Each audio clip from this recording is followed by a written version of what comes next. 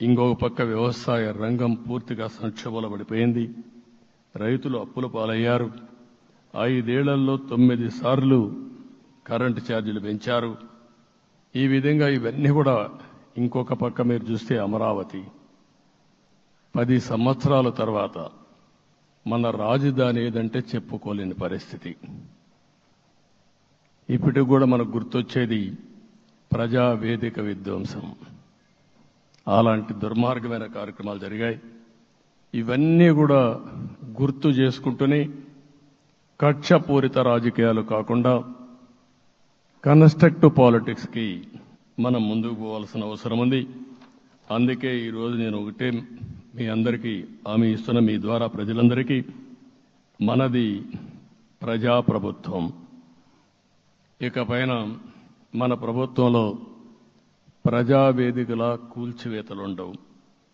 3 రాజధానులంటూ రాష్ట్ర భవిష్యత్తు ఆటలాడే పరిస్థితి ఉండదు. మన రాజధాని అమరావతి, అమరావతి రాజధాని. విశాఖపట్నం ఆర్థిక రాజధానిగా, ఒక ప్రత్యేకమైన సిటీగా, ఆధునికమైన నగరంగా తయారు చేసుకుందాం. దాన్ని ఎప్పుడు కూడా నేను కంబైన్డ్ ఆంధ్రప్రదేశ్ కూడా గుర్తుపెట్టుకున్నాను. విశాఖపట్నం అటు జనసేనకు, తెలుగుదేశానికి, బీజేపీకి ముగ్గురు కూడా చాలా ముఖ్యమైన నగరం ఇది. ఎందుకు నేను ఈ మాట అంటున్నానంటే, లాస్ట్ ఎలక్షన్లో 2014లో హరిబాబు అక్కడ ఎంపీగా గెలిచారు. తర్వాత విడిపోయిన తర్వాత 2014లో మళ్ళీ మనం పోటీ చేసినప్పుడు చేశాం. 2019లో 4 అసెంబ్లీ సీట్లు గెలిపించిన ఏకైక నగరం విశాఖపట్నం తెలుగుదేశం పార్టీకి. అదే మాదిరిగా ప్రజల్లో గణనీయమైనటువంటి అభిమానం జనసేన అధినేత పవన్ కళ్యాణ్ గారి పైన ఉంది. ఈ 3 కలిపి నిన్న ఒక సునామీ మారిగా వచ్చింది. అక్కడ ఒక్కొక్క సీట్లో మీరు చూస్తే 90,000, 90,000, 70,000, 80,000 మెజారిటీతో గెలిపించారంటే ఆనాటి ముఖ్యమంత్రి విశాఖపట్నాన్ని రాజధానిగా చేస్తాను, ఎన్నికలు అవుతానే అక్కడే ప్రమాణ స్వీకారం చేస్తానంటే నువ్వు రావద్దు అని ప్రజా తీర్పిచ్చిన రాజధాని నగరం విశాఖ నగరం. అంటే ఎలాంటి టెంప్టేషన్ కూడా లొంగలేదు వాళ్ళు. ఇది ఒక అనుభూతి. విశాఖపట్నాన్ని మర్చిపోయే సమస్య లేదు. తగిన గుర్తింపు ఇస్తాం, అభివృద్ధి చేస్తాం. ఇంకొక పక్క కర్నూలుని కూడా ఇదే మాదిరిగా చెప్పి కర్నూలుని జ్యుడిషియల్ క్యాపిటల్గా చేస్తామని కడాన ఏమీ చేయకుండా వదిలిపెట్టినటువంటి వ్యక్తి.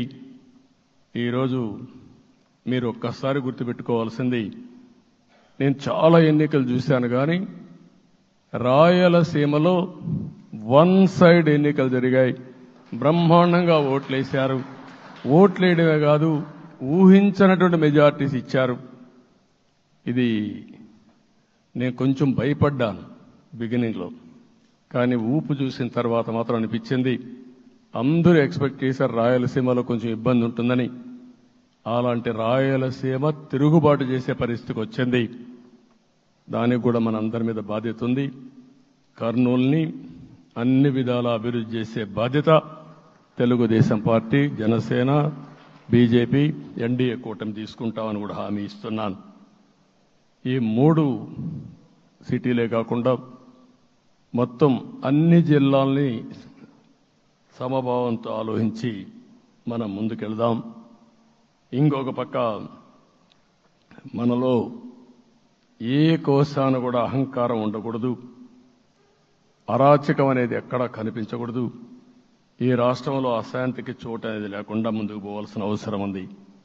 రాష్ట్ర ప్రజలందరికీ హామీ ఇస్తున్నా, సీఎం వస్తున్నాడంటే చెట్లు కొట్టేయడం, లేకపోతే రోడ్లు మూసేయడం, షాపులు బంద్ చేయడం, పరదాలు కట్టుకోవడం అవన్నీ ఉండవు. సీఎం కూడా ఒక మామూలు మనిషిగానే వస్తా, అందరితో కలిసి ఉంటాం. నేను సీఎంగా ఉన్నా మా మిత్రుడు పవన్ కళ్యాణ్ గారు ఏ హోదాలో ఉన్నది కూడా రేపు అనౌన్స్ చేసుకుంటాం. మేమందరం కూడా సామాన్యమైన వ్యక్తులుగానే వస్తాం మీ దగ్గరికి. మీలో ఒక వ్యక్తిగా ఉంటాం. మాకు హోదా సేవ కోసరం తప్ప పెత్తనం కోసరం కాదు. ఆ విషయం ప్రజలందరికీ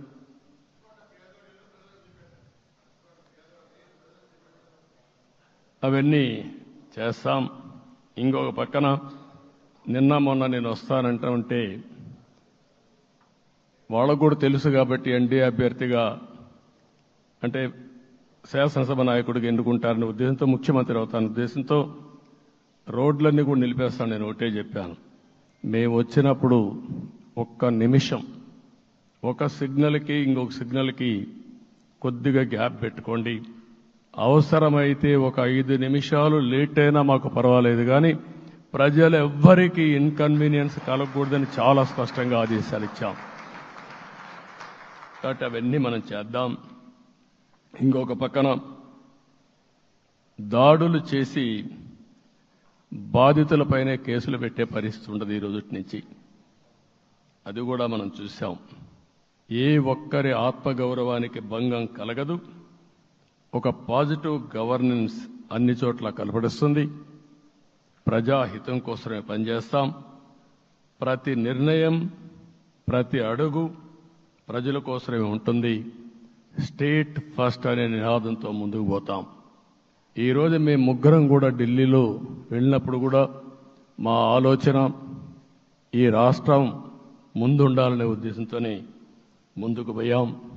అదే సమయంలో ఈరోజు మన రాష్ట్రానికి కూడా సముచితమైన గౌరవం. 3 మంత్రులు కేంద్రంలో మన వాళ్ళు ఉండే పరిస్థితికి వచ్చారు. ఒక పక్కన రామ్మోహన్ నాయుడు శ్రీకాకుళం ఎంపీ, ఆయన కేంద్రంలో మంత్రి పదవి, కేబినెట్ పదవి వచ్చింది. ఇంకొక పక్కన పెంబసాని చంద్రశేఖర్కి స్టేట్ మినిస్టర్గా ఎంఓఎస్ కింద ఇచ్చారు. మూడోది కూడా ఒక సామాన్యమైన కార్యకర్త Srinivasa Varma, Narasapur MP, BJP MP, ఈరోజు కేంద్రంలో మంత్రి స్థానం వచ్చింది. ఓసారి బీజేపీలో కూడా ఇది ఒక ప్రత్యేకత. ఆయన ఎంపీ ఇచ్చినప్పుడు నాకే ఆశ్చర్యం వేసింది. ఒక మామూలు వ్యక్తి ఎంపీ ఇచ్చారు. అప్పుడు ఆలోచించినప్పుడు నేను ఫస్ట్ మీటింగ్ పోతే వచ్చాడు. వచ్చినప్పుడు నేను ఎంక్వైరీ చేస్తే ఆయన స్ట్రాంగ్గా పార్టీ కోసం పనిచేశాడు. ఒక పార్టీ కార్యకర్తను గుర్తించిన పార్టీ భారతీయ జనతా పార్టీ. అది కూడా తెలుగుదేశంలో కూడా చేస్తున్నాం, జనసేనలో కూడా చేస్తున్నాం. వారి యొక్క ప్రత్యేకత. ఈరోజు నిన్న కూడా మనం అందరం చూస్తే మోదీ గారు మొన్నే మీటింగ్ అయినప్పుడు చూశాం.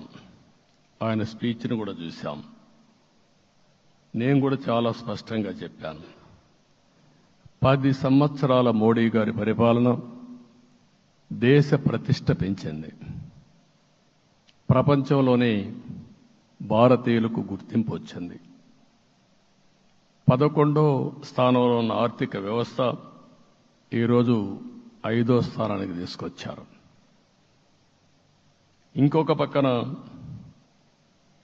ఎన్డీఏ 3.0 ఈ పరిపాలన 5 ఏళ్లలో 5వ స్థానం నుంచి 3వ ఆర్థిక అతిపెద్ద దేశంగా భారతదేశం ఎమర్జ్ కాబోతుంది. ఇది మన దేశానికి గర్వకారణం. ఇంకొక పక్కన ఆయన కల వికసిత్ భారత్ 2047, మనందరి కల వికసిత్ ఆంధ్రప్రదేశ్. ఇది మనందరం ఒక కలగా పెట్టుకొని ముందుకు పోవాల్సిన అవసరం ఉంది. అదే సమయంలో మనందరి ఆలోచన పేదరికం లేని సమాజం, zero poverty nation, zero poverty state, zero poverty నియోజకవర్గం. ఇది ఎన్టీ రామారావు గారి కళ. ఆయన చాలాసార్లు, నేను మొన్న కూడా చెప్పాను, ఒకప్పుడు కమ్యూనిజం, క్యాపిటలిజం, సోషలిజం ఇది ఆర్థిక సంస్కరణ రాని ముందు ప్రతి ఒక్కరిని అడిగే విధానం. ఎవరిని అడిగినా మీరు ఏ సైడ్ ఉంటారని అడిగేవాళ్ళు. అలాంటి సమయంలో ఎన్టీ రామారావు గారిని మీరు ఏ ఇజాన్ని నమ్ముతారో చెప్పమంటే నాకు ఈ ఇజాల గురించి తెలియదు, నాకు తెలిసింది ఒకే ఒక ఇజం, అది హ్యూమనిజం అని చెప్పిన ఏకైక నాయకుడు భారతదేశంలో ఎన్టీ రామారావు గారు. ఆయన ఆ రోజు చెప్పింది పేదరికం లేని సమాజాన్ని సృష్టించాలని, పేదవాళ్లే దేవుళ్ళు, సమాజమే దేవాలయం అని చెప్పిన వ్యక్తి. ఆ కళని సాధికారం చేద్దాం. అదే నేను నిన్న చెప్పినప్పుడు కూడా ఈ దేశం అభివృద్ధి కావడంలో ఎలాంటి అనుమానం లేదు. కానీ ఆ అభివృద్ధి ఫలితాలు పేదవాళ్లకు తీసుకుపోవడంలో కాన్షియస్ ప్రజా నిర్ణయాలు తీసుకోవాలి, పబ్లిక్ పాలసీ తీసుకోవాలి. దానికి మన రాష్ట్రం నాంది పలికి కేంద్రానికి కూడా ఒక ఆదర్శంగా మనం నిరూపించుకుందాం. దానికి మీరందరూ కూడా మీ స్థాయిల్లో మీరు చేయాల్సిందిగా నేను కోరుకుంటూ ఈరోజు ప్రజలందరికీ విజ్ఞప్తి చేస్తున్నాం. మీరు ఓట్లేశారు, మమ్మల్ని గెలిపించారు, మీరు గెలిచారు, మీ పని అయిపోలేదు. కానీ మమ్మల్ని అనునిత్యం ఆశీర్వదించుతూ నడిపించే బాధ్యత ప్రజల్ని తీసుకోమని పూర్తిగా కోరుకుంటున్నా. ప్రజాస్వామ్యంలో ఎప్పుడు కూడా ఓట్లేసి బాధ్యత లేకుండా ఉండేవాళ్ళు, కావాల్సింది అడిగేవాళ్ళు. నిన్న ఎన్నికల్లో చాలా మందిని చూశాను. ఫస్ట్ టైం పోలింగ్ ప్రారంభం అవుతానే అరాకొర వచ్చేవాళ్ళు. పోలింగ్ స్టేషన్లో కూడా మనుషులు ఉండేవాళ్ళు కాదు.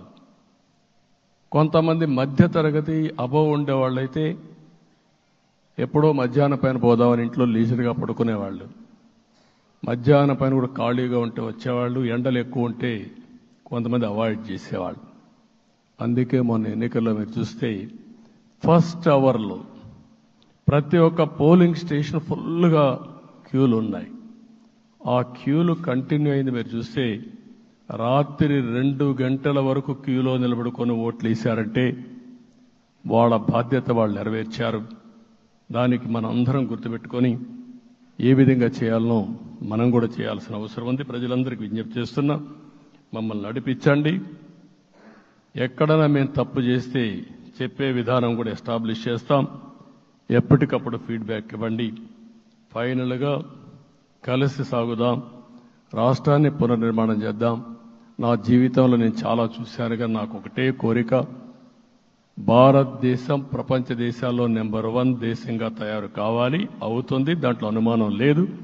2047కి ప్రపంచంలో భారతదేశం మొదటి స్థానం బాగా పనిచేసుకుంటే, లేకపోతే 2వ స్థానంలో మనం ఉంటాం. అదే సమయంలో ప్రపంచం మొత్తం భారతీయులు నెంబర్ 1 స్థానంలో ఉంటారు. అది నరేంద్ర మోడీ గారి కళ. అది డెఫినెట్గా జయప్రదం అవుతుందని నేను ప్రగాఢంగా విశ్వసిస్తున్నా. ఇందులో నా స్వార్థం కూడా ఉంది. తెలుగు జాతి ప్రపంచంలోనే నెంబర్ 1గా ఉండాలనేది మన కోరిక. ఇప్పటికీ మీరు చూస్తే హైయెస్ట్ పర్ క్యాపిటా ఇన్కమ్ ప్రపంచంలో ఏ దేశంలోకి వెళ్ళా భారతీయులు సంపాదిస్తున్నారు. అందులో అగ్రస్థానంలో తెలుగు వాళ్ళు ఉన్నారు. అదే సమయంలో ఈ రాష్ట్రాన్ని నెంబర్ 1గా చేయాలనే సంకల్పం మనందరికీ ఉండాల్సిన అవసరం ఉంది. ఇది అసాధ్యం కాదు. ఈ రోజు ఉండే పరిస్థితిని సవరిస్తూనే మళ్ళీ నిర్మాణాత్మకంగా వెళ్తే ఒక నిర్దిష్టమైన సమయం ప్రకారం ఆంధ్రప్రదేశ్ రాష్ట్రాన్ని నెంబర్ 1 చేసుకునే అవకాశం ఉంటుంది. అదే సమయంలో జీరో పావర్టీ. మన ఆలోచనలన్నీ కూడా ఒకటే మీరు ఆలోచించుకోవాలి. ఎవరైతే పేదవాళ్ళు ఉన్నారో, పేదవాళ్ళలో నిరుపేదలు ఉన్నారో దానిపైన దృష్టి పెట్టాలి. దీనికి కూడా ఒక కార్యక్రమాన్ని మనం తీసుకుంటామని చెప్పి తెలియజేసుకుంటూ మరొకసారి ఇది ఒక అరుదైన అనుభవం. నా జీవితంలో మరిచిపోలేనటువంటి ఘట్టం. దీనికి మిమ్మల్ని అందరినీ ఎన్డీఏ అభ్యర్థిగా ముఖ్యమంత్రిగా నన్ను ఎంపిక చేసిన ఎన్డీఏ ఎమ్మెల్యేలందరినీ పేరు పేరున మనస్ఫూర్తిగా అభినందిస్తూ మరొకసారి బాధ్యత ఈ రోజు నుంచి ఇంకా ఎక్కువైంది. నిన్నటి వరకు ఈ రాష్ట్రంలో ప్రతి ఒక్కరికి నిద్ర లేని రాత్రులే, నా ఒక్కడికే కాదు. ఇప్పుడు తలుసుకుంటే ఓసారి బాధేస్తుంది. ఆ బాధపడిన రోజులు చూసుకుంటే ఒక వ్యక్తిని జైల్లో పెట్టినప్పుడు నాకు 40 రోజుల నుంచి 90 రోజులు 100 రోజులు పట్టేది మళ్ళా బయట తేవాలంటే. మళ్ళా జైల్లో ఏం చేస్తారో తెలియదు. అక్కడి నుంచి ఇంకా ప్రెషర్ మౌంటప్ చేసుకుంటూ వచ్చాం.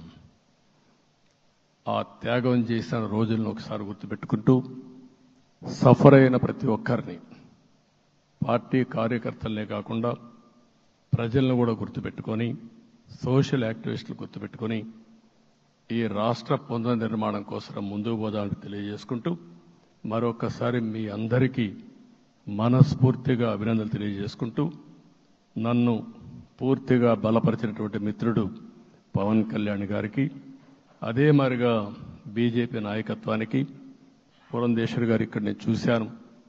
మేమిద్దరం, వారు ఎంపీ అభ్యర్థిగా ఉన్నప్పటికీ ఎప్పుడో కంప్లైంట్ చేసినా లేకుంటే కోఆర్డినేషన్ ప్రాబ్లం వచ్చినా ఇమీడియట్గా స్పందించి వారు కూడా కోఆర్డినేట్ చేశారు.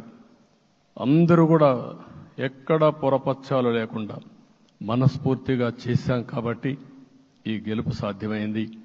ఈ గెలుపుకు సహకరించిన ప్రతి ఒక్క నాయకుడికి, ప్రతి ఒక్క పార్టీకి, ప్రతి ఒక్క కార్యకర్తకి, ప్రజలందరికీ కూడా పేరు పేరున మనస్ఫూర్తిగా నమస్కారాలు తెలియజేసుకుంటూ మీ అందరి దగ్గర సెలవు తీసుకుంటున్నాను. జై హింద్, జై హింద్.